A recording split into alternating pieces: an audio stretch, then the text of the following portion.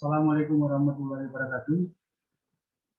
Sahabat kelas pembelajaran yang saya hormati, alhamdulillah kita ketemu lagi pada hari ini. Di sesi ini untuk menanggapi beberapa usulan sahabat pemerhati ketenagaraan yang ada. Tentunya cari pengaruh mengenai perkembangan dinamika politik yang ada dengan adanya kasus, dengan adanya masalah yang muncul mengenai Kongres luar biasa Partai Demokrat. Saya tidak masuk kepada tataran bagaimana menilai apakah itu benar atau tidak, tapi saya mau mengungkapkan 3 hal mendasar. Yang pertama, sahabatku, yaitu persoalan demokrasi. Pertama, demokrasi dalam politik ini menjadi kita untuk pembangunan bangsa dan negara yang senantiasa dikedepankan dalam konteks implementasi pelaksanaan harian dalam tatanan perkantoran berpindahan sesuai dengan cita dan ide pemerintah kita. Demokrasi sangat dibutuhkan sebagai pilar bangunan negara ini. Dalam konteks implementasi demokrasi, ini cantolannya secara atribusi terkait dalam pasal 1 ayat 2, yaitu kedaulatan yang ada di dalam partai dan dilaksanakan menurut undang-undang.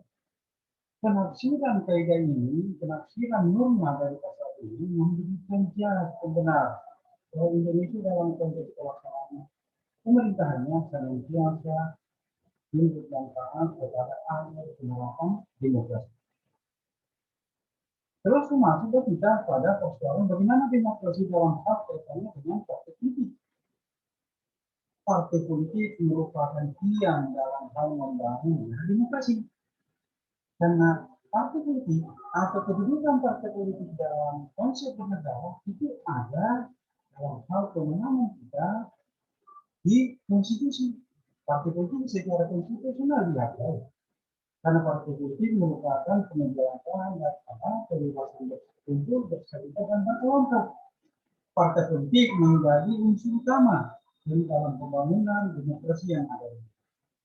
Contohnya, partai politik dalam perkembangannya sebagai pilar untuk melepas pendidikan politik di tengah masyarakat dalam hal bagaimana mengawal pelaksanaan janji supaya tetap direk sesuai dengan bangunan dasar negara yang diciptakan oleh para pendiri republik. Salah satu contoh, partai politik di Indonesia setelah mendapatkan jas dalam aturan bernegara itu diberikan secara administratif pengesahan oleh Kementerian Hukum dan Kementerian Hukum dan HAM mengeluarkan labelisasi mengenai pengesahan ini merupakan wakil daripada pemerintah untuk mengakui bahwa partai politik itu diberi kewenangan dan diakui kebebasannya dalam hal melakukan pendidikan politik di tengah masyarakat dan dalam hal bagaimana mensukseskan implementasi demokrasi khususnya dalam hal pelaksanaan transisi kekuasaan yang ada. Keberadaan partai politik, khususnya mengenai Partai Demokrat, kita jangan masuk pada tatanan bahwa mekanisme yang dilakukan sebagian partai Demokrat, baik secara internal sebagai kader Partai Demokrat maupun sebagai orang pribadi atau secara kasat mata kita ketahui orang yang berada di lingkungan istana turut andil, turut serta dalam pelaksanaan Partai Demokrat. Dalam konteks ini pengambilan kekuasaan itu apakah sesuai dengan mekanisme yang diatur dalam konstitusi partainya atau tidak. Jangan masuk persoalan keputusan kita menganggap bahwa ini benar. Tetapi kita masuk dalam tataran bagaimana membicarakan, bagaimana mendiskusikan, bagaimana prosedur dan mekanisme yang terjadi dalam proses pergantian pimpinan di satu partai. Partai politik dalam keberadaan ini tentunya sebagai badan hukum yang dipilih oleh pemerintah, tunduk dan taat kepada konstitusi. Terus yang kedua, di samping dia tundukkan taat pada undang-undang dasar sebagai implementasi hukum dasar kita, tentunya yang kedua dia harus tunduk dan taat regulasi atau kebijakan yang dikeluarkan pemerintah dalam hal ini undang-undang partai politik. Dan yang ketiga adalah ada fungsi dan kewenangan Kementerian Hukum dan HAM. Bagaimana melihat bahwa suatu partai itu dianggap sah setelah diberi label bahwa ini persoalan anggaran dasar anggaran rumah tangga politik tersebut dianggap sah berikut dengan struktur kependudukan mulai dari pusat sampai ke. Terus pertanyaan kita, bagaimana kejadian pengurus luar biasa di Sumatera Utara? Inilah yang menjadi debatable, inilah yang menjadi bahan diskusi. Apakah KLB itu dianggap sah atau tidak? Sebelum terjadinya KLB, Ketua Umum Partai Demokrat dalam hal ini Mas Agus Harimurti Yudhoyono bersama dengan Ketua Majelis Tinggi Partai Demokrat sudah melansing dan sudah memaparkan bahwa prosedur dan mekanisme pergantian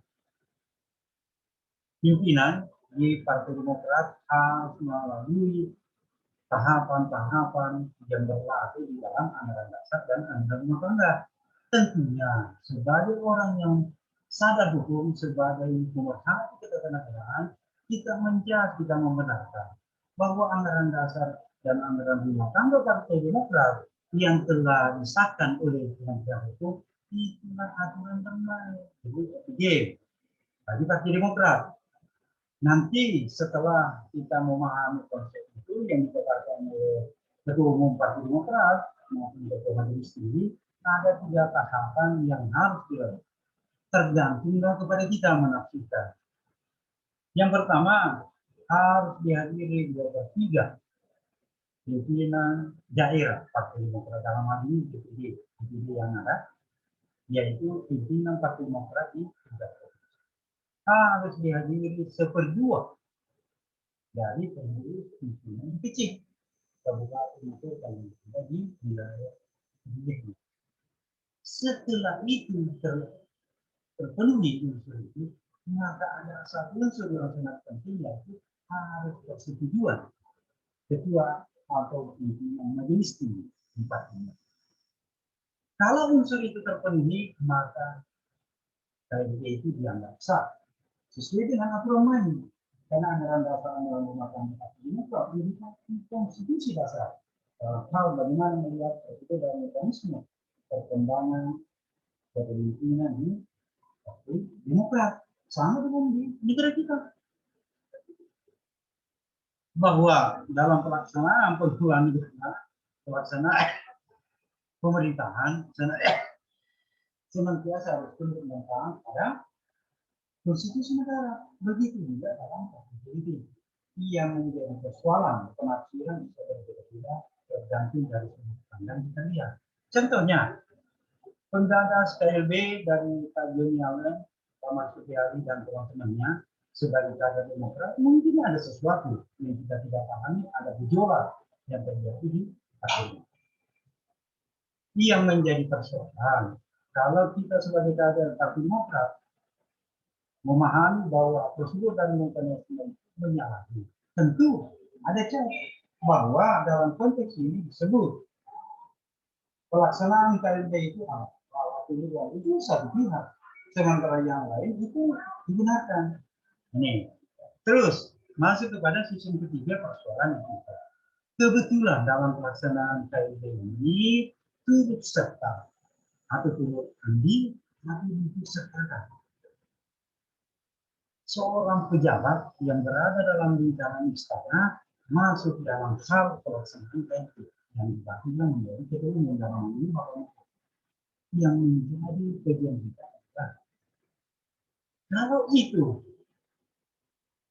menjadi salah satu hal dalam hal keleluan dia atau dalam hal ini penerimaan sebagai ketua umum hasil KLB di Sumatera Selatan, maka ini tidak terjadi bagi halayak dan ini tidak bisa disampaikan semua rakyat dia bahwa politik tidak seorang Bapak Muldoko orang non kader menerima tampuk kekuasaan dan yang kedua etikanya benar seorang pejabat publik yang berada di dalam istana ikut serta menjaga keamanan orang dan pemerintah. Ini yang menjadi hidup. Jangan masuk ke tataran dengan baik. Nanti kemudiannya adalah bagaimana posisi pemerintah dan di mana kita menempatkan diri.